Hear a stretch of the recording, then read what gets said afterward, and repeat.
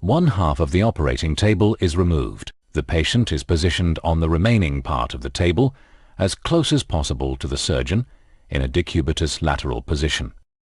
Both knees are slightly flexed, and the patient is stabilized with support to the symphysis and to the sacrum.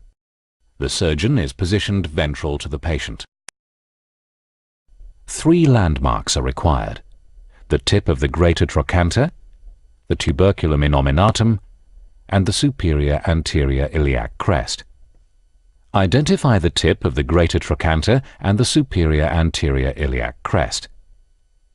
Draw a line from the midpoint between the tip of the greater trochanter and the tuberculum innominatum to the antero-superior iliac crest.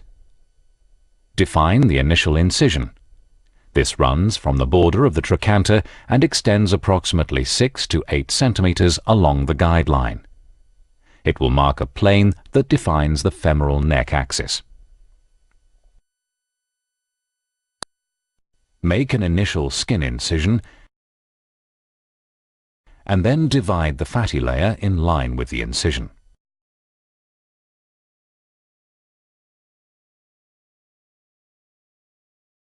Lift the skin and undermine the fatty layer to create a mobile window sufficient to expose the capsule, but not so extensive as to risk necroses of subcutaneous tissue. The femoral cutaneous nerve is ventral to and well away from the exposure. With the fascia exposed, palpate the underlying plane between the tensor fascia lata and the iliotibial band. It is here that the fascia is of sufficient thickness to allow closure at the end of the procedure. Incise the fascia approximately 2 to 5 millimeters medial to the underlying border of fascia lata, following the direction of skin incision. Use scissors and blunt dissection to separate the tensor fascia lata ventrally from the fascia, following the plane of incision down to the capsule of the femoral neck. Insert a straight Hohmann retractor between the tensor fascia lata and the sartorius muscle, with the tip coming to rest on the femoral neck at the bottom of the greater trochanter.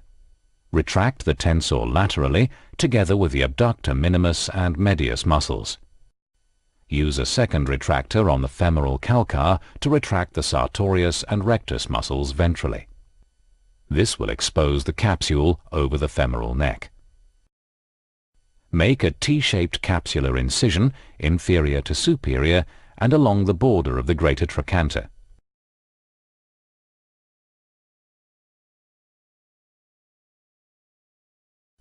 Lift the capsule away from the bone, using a rasp if necessary. Suture and reflect both flaps ready for reattachment. Use a long, narrow saw blade to resect the femoral neck in 2 osteotomy lines along the capsule without luxating the hip. After completing the osteotomy, a chisel is used to flip the femoral neck toward the front. This will allow a corkscrew to be introduced into the femoral head. Follow the central axis of the femoral neck into the head, not into the neck. Turn the corkscrew several times and remove the femoral head. Once the head has been resected and extracted from the wound, turn to the acetabulum and remove any remaining labrum. Put a third double bent retractor beneath the femur and move the femur distally to provide good visualization for acetabular and femoral reaming. Using the smallest reamer attached to the 45-degree driver introduced perpendicular to the table, ream the acetabulum, holding close to the transverse ligament. Once the acetabulum has been deepened to the level determined during preoperative templating, the reamer size is sequentially increased in 1 to 2 millimeter increments.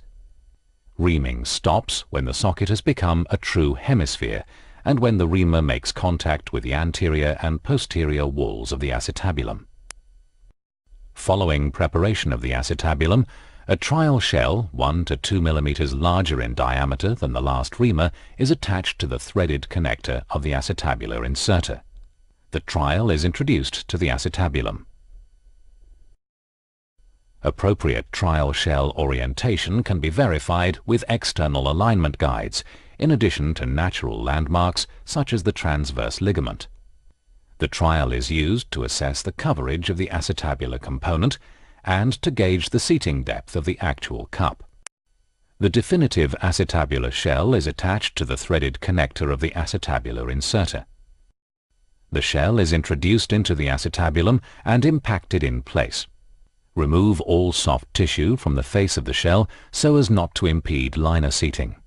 Prior to inserting the final acetabular liner, thoroughly irrigate and clean the shell.